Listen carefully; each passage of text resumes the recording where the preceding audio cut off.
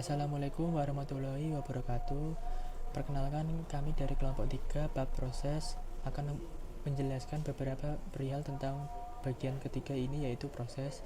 Di sini kami ada saya Andi Dermawan, NIM 21114237, ada Paulina Sena NIM 21114216, ada Usama Alfa NIM 21114252, ada Idan NIM 21114204, ada Stewan Jordi NIM 21114239, ada Falah Salahuddin NIM 21114258, ada Narenda Arta NIM 21114194. Bab ketiga yaitu proses.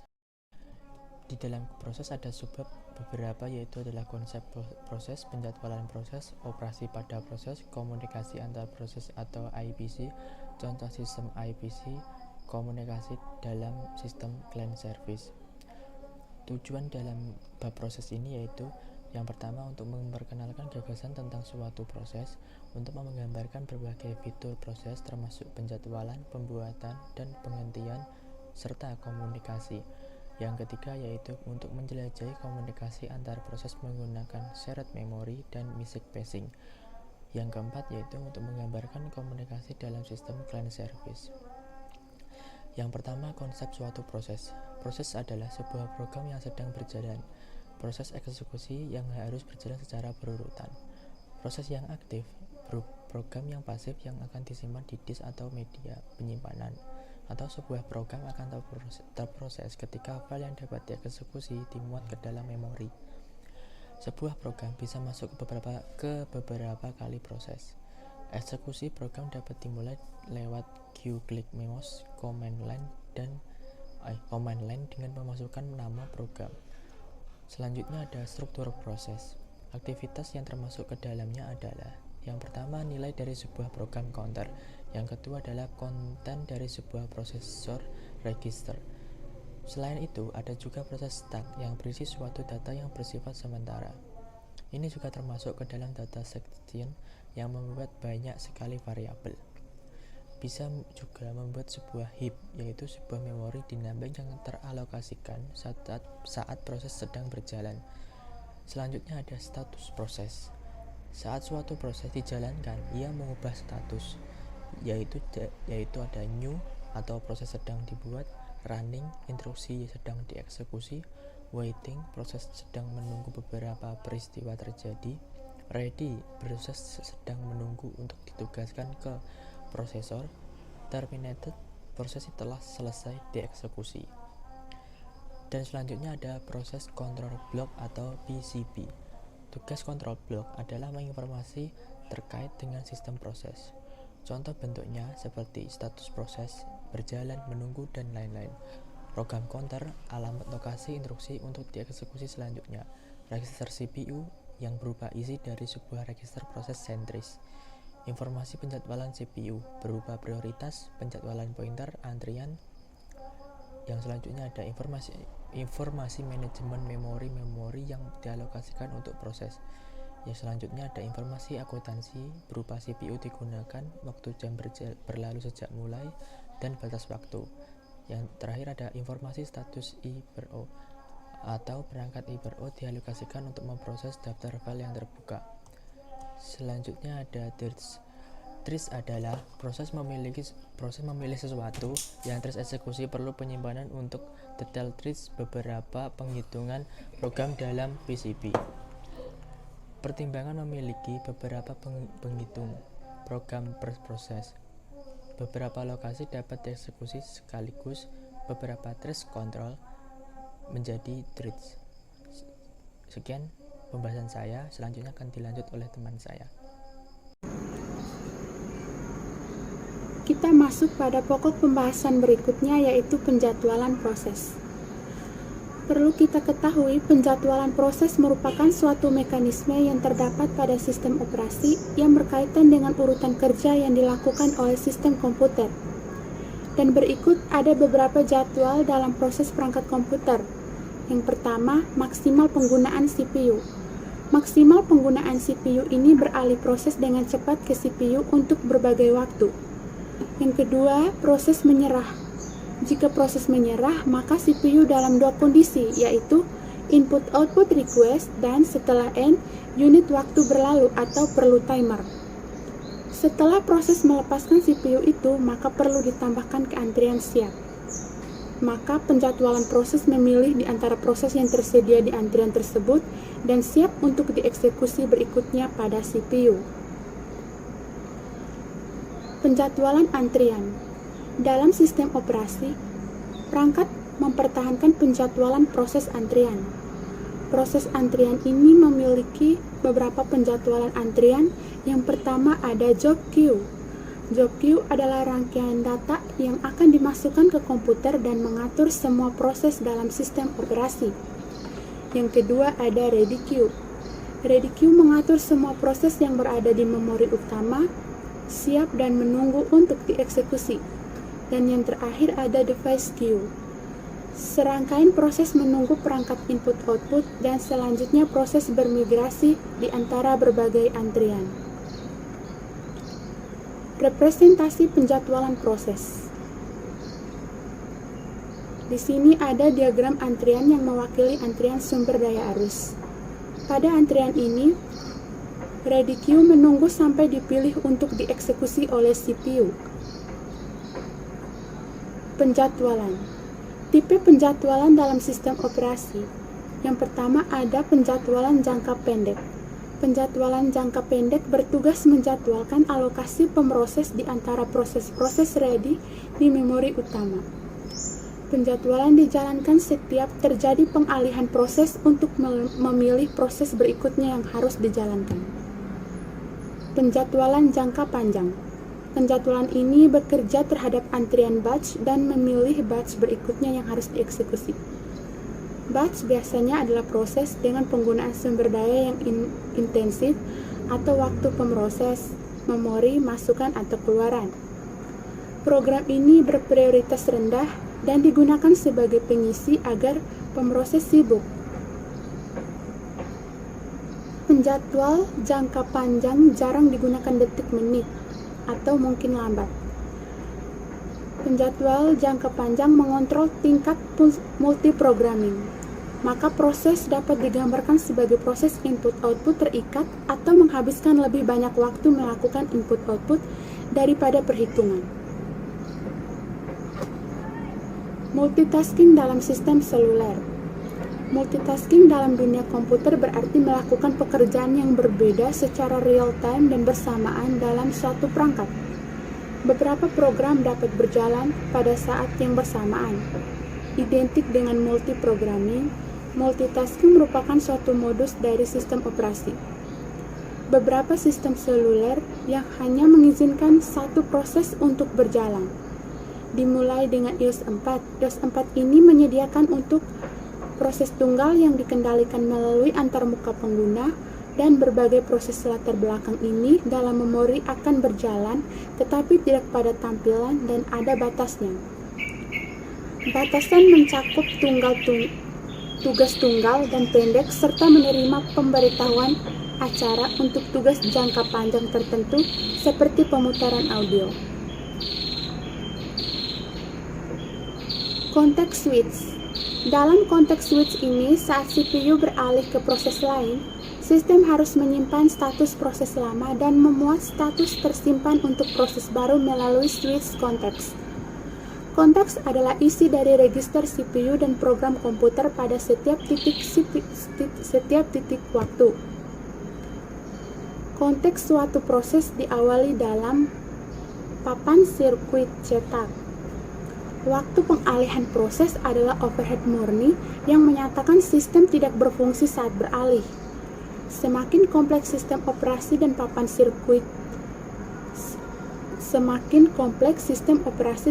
sirkuit, maka semakin lama perangkat konteks berproses. Tergantung waktu pada dukungan perangkat keras.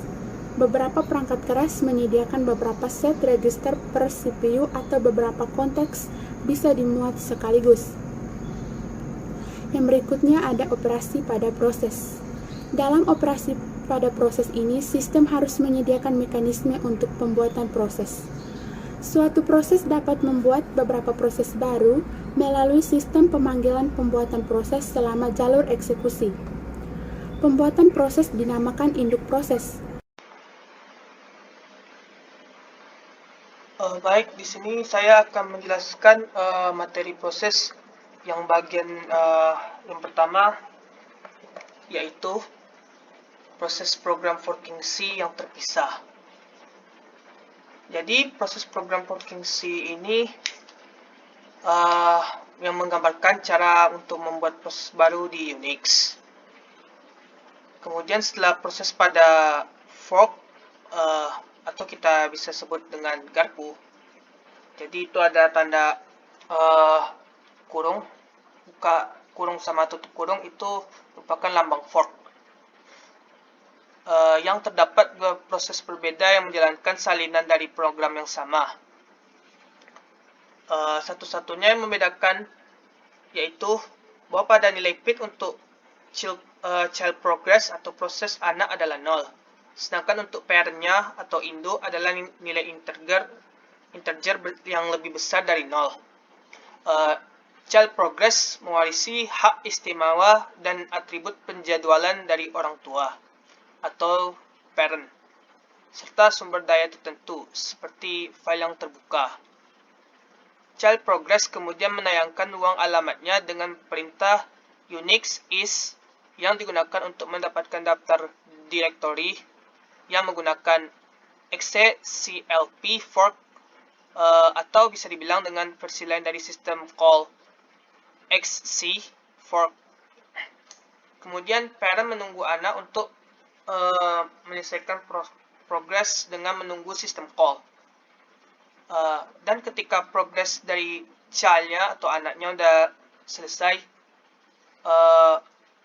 proses induknya atau bisa kita sebut dengan parent progress dilanjutkan dengan dari panggilan untuk menunggu atau wait, di mana proses selesai menggunakan sistem call exit. Berikut adalah coding untuk membuat proses terpisah melalui Windows API.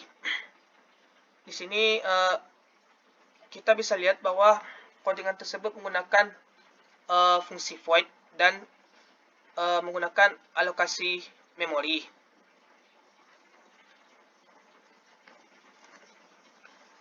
Selanjutnya yaitu proses pemberhentian atau pemutusan. Sebuah proses akan berakhir ketika selesai menjalankan perintah terakhirnya dan meminta sistem operasi untuk menghapusnya dengan menggunakan sistem call exit. Pada proses tersebut, biasanya dapat mengembalikan nilai status. Semua isi dari proses tersebut tidak akan dialokasikan oleh sistem operasi. Parent atau induk dapat menghentikan eksekusi child, anak di child progress menggunakan panggilan sistem abort. Jika yang pertama, child sudah melebihi sumber daya yang telah dialokasikan. Yang kedua, tugas yang diberikan kepada child sudah tidak dibutuhkan lagi. Dan yang terakhir, parent keluar dan sistem operasi tidak mengizinkan anak atau child untuk melanjutkan jika parent atau induknya sudah terminate atau berhenti. Kemudian beberapa sistem operasi tidak memungkinkan suatu proses anak atau child progress jika induknya telah dihentikan. Jika suatu proses berakhir, maka semua anak-anaknya juga harus diakhiri. Yang disebut dengan cascading termination, yang dimana semua child progress atau anak sampai cucu dan lain-lainnya akan diberhentikan, yang dimulai oleh sistem operasi. Parent progress atau proses pada induk dapat menunggu penghentian proses anak atau child progress dengan menggunakan wait system call. Call dapat mengembalikan informasi status dan pit dari proses yang dihentikan. Kita bisa lihat bahwa terdapat suatu codingan di mana pit sama dengan wait, buka kurung, kemudian ada tanda end status dan tutup kurung diakhiri dengan titik koma. Jika tidak ada proses induk yang menunggu atau parent progress tidak diminta untuk wait, itu merupakan sebuah proses zombie mode. Kemudian jika parentnya diakhiri tanpa meminta wait, itu merupakan sebuah proses orphan mode. Process communication atau IPC atau komunikasi antar proses. Proses dalam suatu sistem dapat bersifat independen atau kelompok. Yang pertama, proses kelompok yaitu proses yang bekerja sama dan dapat mempengaruhi atau dipengaruhi oleh proses lain, termasuk berbagi data. Yang kedua, yaitu proses independen, yaitu proses yang tidak dapat mempengaruhi proses lain. Dalam dua proses ini, proses kelompoklah yang merupakan proses yang sangat disarankan untuk digunakan dan banyak digunakan. Alasannya yaitu yang pertama, dapat untuk berbagi informasi, kemudian mempercepat suatu komputasi, karena beberapa proses berjalan secara paralel. Yang ketiga yaitu modularitas, dan yang keempat, kenyamanan. Proses yang bekerja sama memerlukan komunikasi antar proses atau IPC. Komunikasi antar proses yaitu cara atau mekanisme pertukaran data antara suatu proses dengan proses pautannya, yang tidak memihak apakah itu proses yang terletak di dalam komputer yang sama atau komputer yang jaraknya jauh yang terhubung melalui suatu jaringan. Kemudian ada model komunikasi yang terdapat dua jenis model, yaitu shared memory atau sistem memori bersama dan message passing. Shared memory system memiliki konsep di mana area memori dibagi atas proses yang ingin dikomunikasikan, yang komunikasinya berada di bawah kendali proses pengguna, bukan sistem operasi. Masalah utama dari shared memory system ini yaitu tersedia atau tidaknya mekanisme yang akan memungkinkan proses penggunanya untuk menyinkronkan tindakan mereka ketika mereka mengakses memori bersama. Proses yang bekerja sama yang mengakses data untuk bersama perlu menyinkronkan tindakan mereka untuk memastikan konsistensi data. Mempertahankan konsistensi data membutuhkan mekanisme untuk memastikan pelaksanaan proses kerjasama yang tertib. Berikut adalah contoh ilustrasi masalah-masalah produsen konsumen pada sinkronisasi. Yang pertama, proses produsen menghasilkan informasi yang dikonsumsi oleh proses konsumen. Yang kedua, informasi diteruskan dari produsen ke konsumen melalui buffer. Kemudian terdapat dua tipe buffer yang dapat digunakan, yaitu yang pertama, unbounded buffer yang menempatkan tidak ada batasan praktis pada ukuran buffer. Dan yang kedua, bounded buffer, mengasumsikan bahwa ukuran buffer tetap. Di sini kita dapat lihat solusi untuk bounded buffer yaitu dengan membagi data. Berikut codingannya yaitu sharp divide buffer underscore size 10. Dengan tipenya yaitu struct. Kemudian proses bounded buffer ini terdapat dua jenis yang sudah disebutkan tadi, yaitu yang pertama produser yang menghasilkan suatu informasi, dan yang kedua yaitu consumer yaitu pengguna informasi tersebut. Dan yang kedua yaitu message passing system yang merupakan mekanisme untuk proses berkomunikasi dan menyinkronkan tindakan pengguna yang tanpa menggunakan variabel yang dibagikan.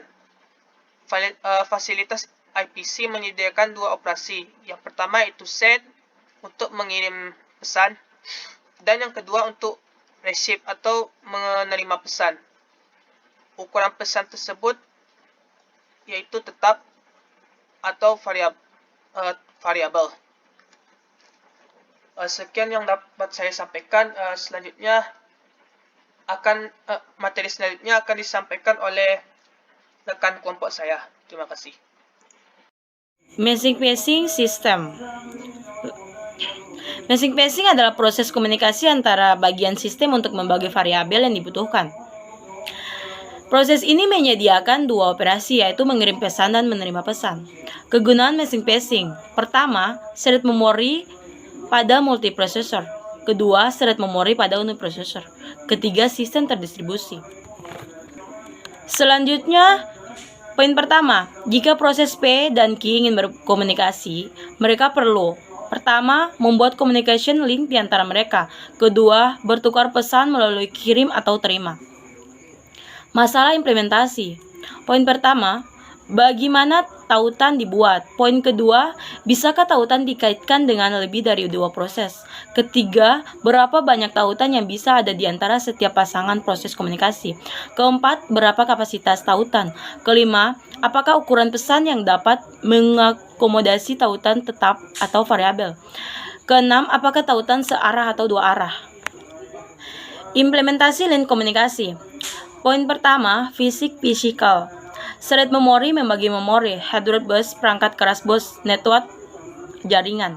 Poin kedua, logical. Langsung atau tidak langsung, sinkron atau asinkron, penyanggaan otomatis atau eksplisit.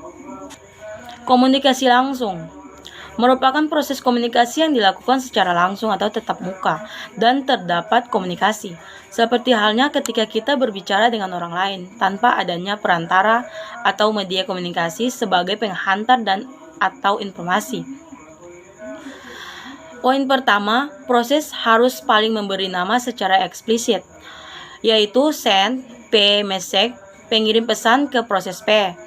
Kedua, receive, Q, message, menerima pesan dari proses Q. Poin kedua, properti tautan komunikasi.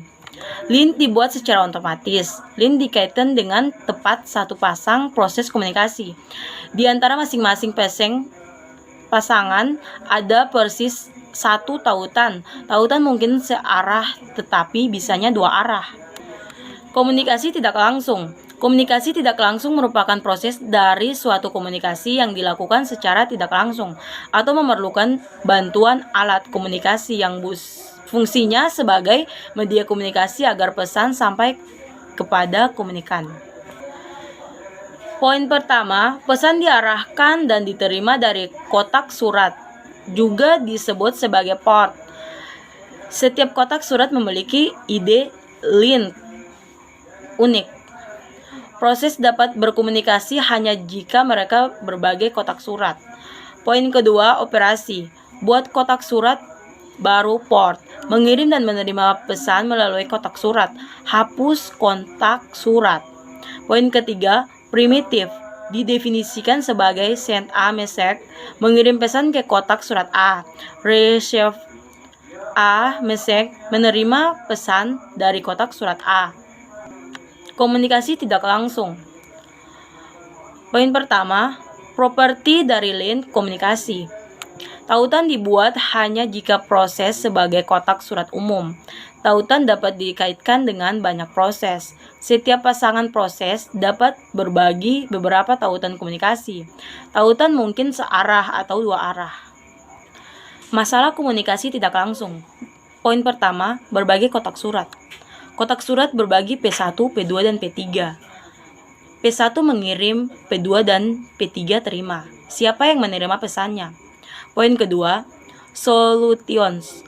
Izinkan tautan dikaitkan dengan paling banyak dua proses. Hanya izinkan satu proses pada satu waktu untuk menjalankan operasi penerimaan. Izinkan sistem untuk memilih penerima secara sewenang-wenang, mengirim diberitahu siapa penerima.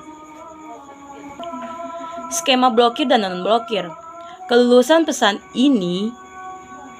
pesan bisa berupa memblokir atau non-pemblokiran. Pemblokiran dianggap sinkron. Memblokir mengirim pesan diblokir hingga pesan diterima. Memblokir penerimaan diblokir hingga pesan tersedia. Non-blocking dianggap tidak sinkron. Non-blocking send mengirim pesan dan melanjutkan. Non-blocking achieve menerima pesan yang valid atau pesan kosong. Kombinasi yang berbeda mungkin jika keduanya mengirim dan menerima pemblokiran. Kami memilih pertemuan. Buffering. Buffering adalah suatu kondisi ketika internet sedang mendown. Konten ini di internet melalui aplikasi atau browser. Contohnya seperti video. Saat Anda sedang streaming, kemudian video tersebut loading. Sebenarnya video tersebut sedang di-download. Buffering bisa muncul di sebuah durasi video. Poin pertama, komunikasi langsung atau tidak langsung. Pesan yang dipertukarkan dengan proses komunikasi berada dalam antrian sementara. Poin kedua, antrian tersebut dapat diimplementasikan dalam 3 cara, yaitu pertama, kapasitas 0, tidak ada pesan yang antri di tautan pengiriman, harus menunggu penerima pertemuan. Poin kedua, kapasitas terbatas, panjang terbatas, and pesan pengirim harus menunggu jika tautan penuh. Poin ketiga, kapasitas tidak terbatas, panjang tak terbatas, mengirim tidak pernah menunggu. Produser konsumen dengan pendekatan. Poin pertama, sinkronisasi produser konsumen menjadi sepalai dengan pertemuan, memblokir pengiriman dan menerima. Bisa lihat kodenya seperti ini. Contoh sistem IPC. Contoh dari IPC adalah Socrates dalam sistem operasi keluarga Unix, Mesic dalam sistem operasi RISC OS, Port dalam sistem operasi MAC, Nebet Pipe dalam OS Per2, Dynamic Data Exec DDE dalam sistem operasi Windows, SPX dalam sistem operasi Novel EAC dalam sistem operasi Apple Macintosh, khususnya Apple Events. POSIX adalah kumpulan standar yang diatur oleh IEEE untuk menyeragamkan API dan antarmuka yang dipakai oleh sistem-sistem operasi mirip Unix. Tujuannya untuk menangani kompatibilitas dan portabilitas variasi Unix dan sistem operasi lain X. Match. Poin pertama, komunikasi match didasarkan pada pesan, yaitu bahkan pas panggilan sistem adalah pesan. Setiap tugas mendapat 2 kotak surat di Creaton, kernel, dan notif. Hanya 3 panggilan sistem yang diperlukan untuk transfer pesan: message send, message receive, message RPC. Kotak surat diperlukan untuk komunikasi, dibuat via port. Kirim dan terima fleksibel, misalnya 4 opsi. Jika untuk kotak surat penuh, tunggu tanpa batas, tunggu paling lama n detik. Segera kembali, Jesse sementara pesan. Windows. Microsoft Windows atau yang lebih dikenal sebagai sebutan Windows adalah keluarga sistem operasi yang dikembangkan oleh Microsoft dengan penggunaan antarmuka. Pengguna grafis sistem operasi Windows telah berevolusi dari MS-DOS, sebuah sistem operasi yang berbasis modus panggilan prosedur lokal di Windows. Di dalam sistem operasi terdapat klien dan server, di mana klien dan server ini saling terhubung dan berkomunikasi satu sama lain untuk menjalankan sebuah proses operasi yang dijalankan oleh user atau pengguna. Selanjutnya kita akan membahas tentang pipes. Pipes bertindak sebagai saluran yang memungkinkan 2 proses untuk berkomunikasi. Komunikasi bisa terbagi menjadi 2 jenis, yaitu komunikasi satu arah dan komunikasi 2 arah. Di sini ada pertanyaan, haruskah ada hubungan antara proses berkomunikasi? Untuk menjawab pertanyaan tersebut, maka kita harus mengenal terlebih dahulu tentang pipes. Yang pertama ada ordinary pipes. Ordinary pipes memungkinkan 2 proses untuk berkomunikasi dalam gaya produsen konsumen standar. Produsen menulis ke satu ujung, atau the right end of the pipe, dan konsumen membaca dari ujung yang lain, atau the read end of the pipe. Ordinary pipes bersifat satu arah dan hanya memungkinkan komunikasi satu arah. Jika komunikasi dua arah diperlukan, maka dua pipa harus digunakan dan setiap pipa mengirimkan data ke arah yang berbeda. Kemudian di dalam ordinary pipes ini membutuhkan hubungan. Misalnya contoh hubungan orang tua anak di antara proses berkomunikasinya. Pada sistem Unix, pipa biasa dibangun menggunakan fungsi pipe, integer fd kurung siku. Fungsi ini menciptakan pipe yang diakses melalui internet. Untuk deskriptor filenya, fd dalam kurung siku 0 is the right end of the pipe. Selanjutnya, fd dalam kurung siku 1 is the right end of the pipe. Unix memperlakukan pipe sebagai jenis file khusus. Dengan demikian, pipe dapat diakses menggunakan panggilan sistem read and write biasa. Dalam Windows, menyebutnya sebagai anonymous pipes. Ini merupakan gambar ilustrasi dari anonymous pipes. Selanjutnya ada name pipes. Name pipes lebih unggul dari pipes lainnya. Dalam name pipes ini, komunikasinya bisa dua arah dan tidak diperlukan hubungan orang tua anak pada proses berkomunikasi. Jadi name pipes ini kebalikannya dari ordinary pipes sebelumnya. Di dalam name pipes, beberapa proses dapat menggunakan pipa yang diberikan nama untuk berkomunikasi. Name pipes ini juga disediakan pada sistem Unix dan Windows. Selanjutnya komunikasi dalam sistem client server. Kali ini kita akan mempelajari tentang soket. Soket didefinisikan sebagai titik akhir untuk berkomunikasi. Gabungan alamat IP dan port nomor yang disertakan pada awal paket pesan berfungsi untuk membedakan layanan jaringan pada host. Contoh seperti soket dengan alamat IP di slide, merujuk kepada port nomor pada host alamat IP yang dituju. Komunikasi terdiri antara sepasang soket. Semua port di bawah 1024 terkenal digunakan untuk layanan standar. Alamat IP khusus seperti loopback digunakan untuk merujuk ke sistem di mana proses berjalan. Artinya ketika komputer merujuk ke alamat yang ditentukan, itu merujuk kepada dirinya sendiri. Selanjutnya, tipe soket. Soket memiliki 3 tipe. Tipe yang pertama, berorientasi koneksi atau TCP. Yang kedua, ada tanpa koneksi atau UDP. Yang ketiga, yaitu kelas multicast soket. Di dalam tipe ini, data dapat dikirim ke beberapa penerima. Kemudian soket pada program Java. Di bawah ini merupakan contoh codingan pada program Java untuk membuat atau menjalankan soket.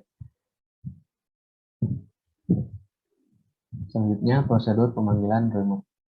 Remote Procedure Call atau RPC abstrak memanggil prosedur antara proses pada sistem jaringan, menggunakan port untuk diferensiasi layanan.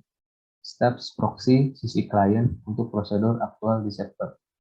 Rintisan sisi klien mencari server dan mengatur parameter, atau marshalling melibatkan pengemasan parameter ke dalam bentuk yang dapat ditransmisikan melalui jaringan.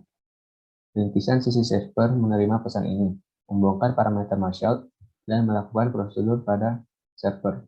Di Windows, mengkompilasi kode rintisan dari spesifikasi yang ditulis dalam Windows Microsoft Interface Definition Language atau MIDL.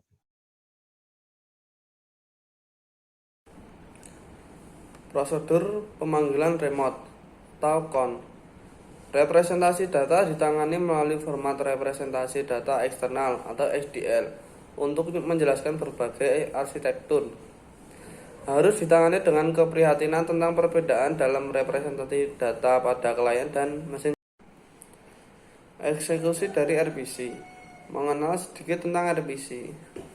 Remote Procedure Call atau RPC adalah suatu protokol yang menyediakan suatu mekanisme komunikasi antar proses yang mengizinkan suatu program untuk berjalan pada suatu komputer tanpa terasa adanya eksekusi kode pada sistem yang jauh. Ini berbeda dengan REST. Bisa dilihat diagram di samping tentang eksekusi dari RPC.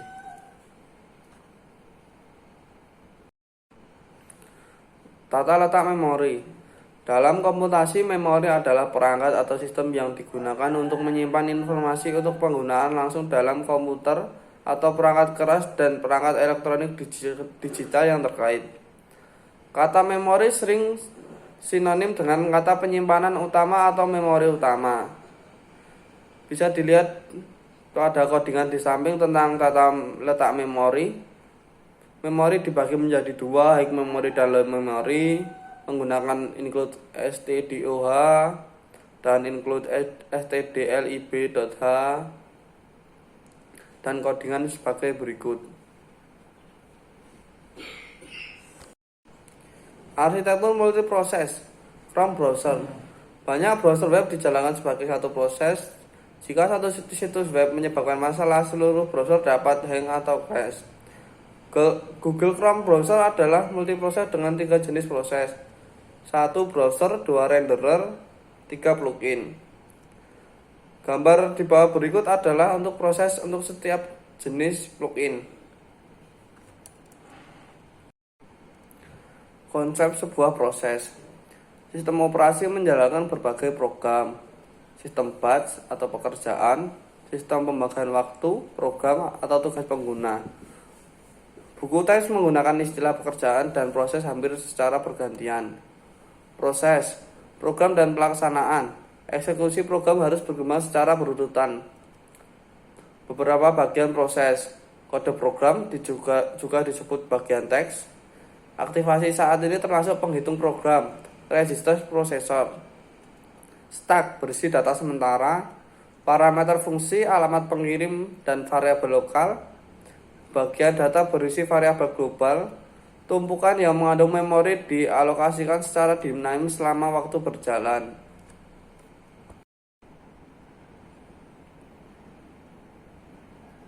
Diagram keadaan proses dan pohon proses di Unix.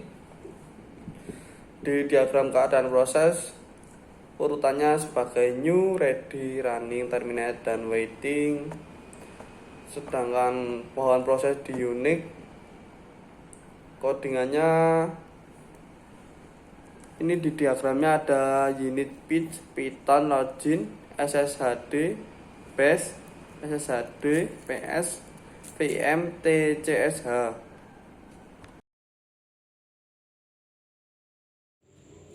Sinkronisasi.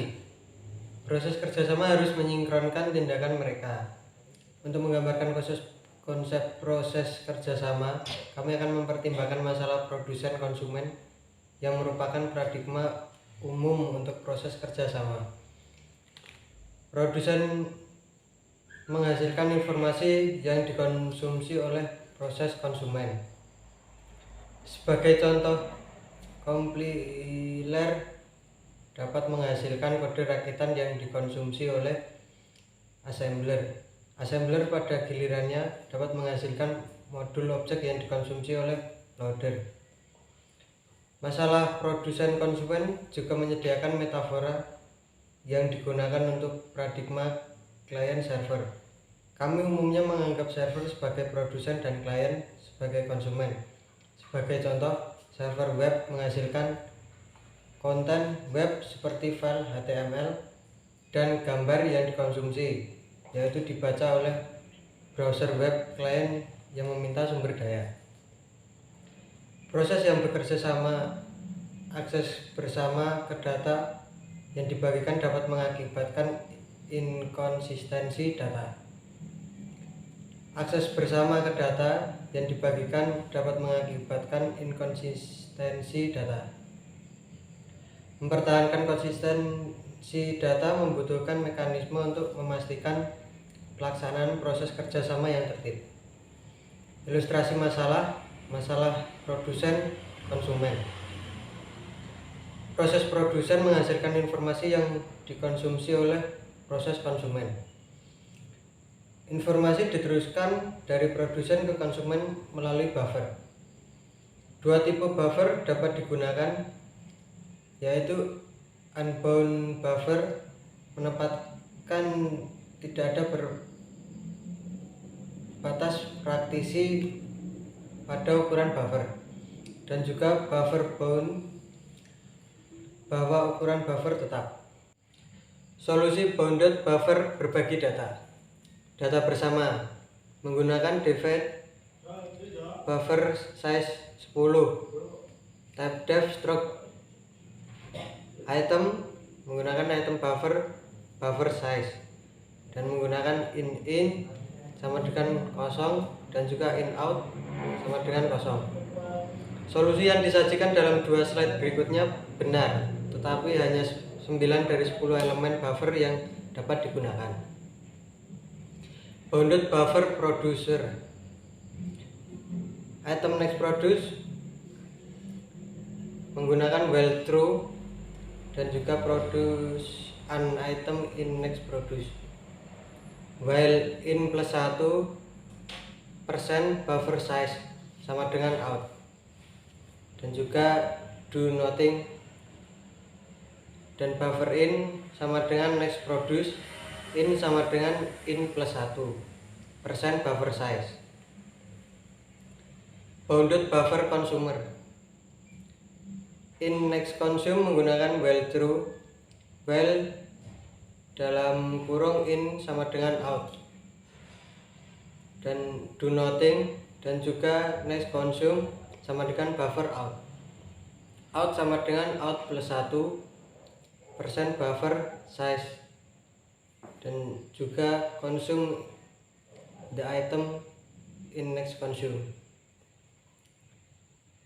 Producer consumer dengan pertemuan. Sinkronisasi produser konsumen menjadi sepele dengan pertemuan dalam kurung memblokir pengiriman dan penerimaan. Message next produce menggunakan while true, produce an item in next produce, dan send dalam kurung next produce. Message next consume menggunakan while true, receive next consume, dan juga consume the item in the next consume. Contoh dari sistem IPC match. Komunikasi match yang didasarkan pada pesan. Bahkan panggilan sistem adalah pesan. Setiap tugas mendapatkan dua kotak surat di creation, kernel, dan notif. Hanya 3 panggilan sistem yang diperlukan untuk transfer pesan. Message send, message receive, dan message replace. Kotak surat diperlukan untuk komunikasi, dibuat VIA. Port allocate, kirim dan terima fleksibel, misalnya 4 opsi jika kotak surat penuh. Tunggu tanpa batas, tunggu paling lama n milidetik, segera kembali, dan juga time block sementara pesan. Si program membuat pemisah proses di Unix.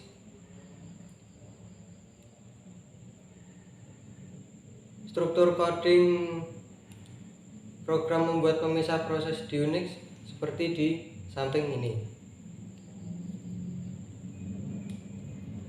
Membuat sebuah pemisah proses di Windows API. Codingan untuk membuat sebuah pemisah proses di Windows API seperti di samping ini. Terima kasih. Sekian dari kelompok kami. Jika ada kata yang kurang berkenan, kami mohon maaf. Terima kasih. Wassalamualaikum warahmatullahi wabarakatuh.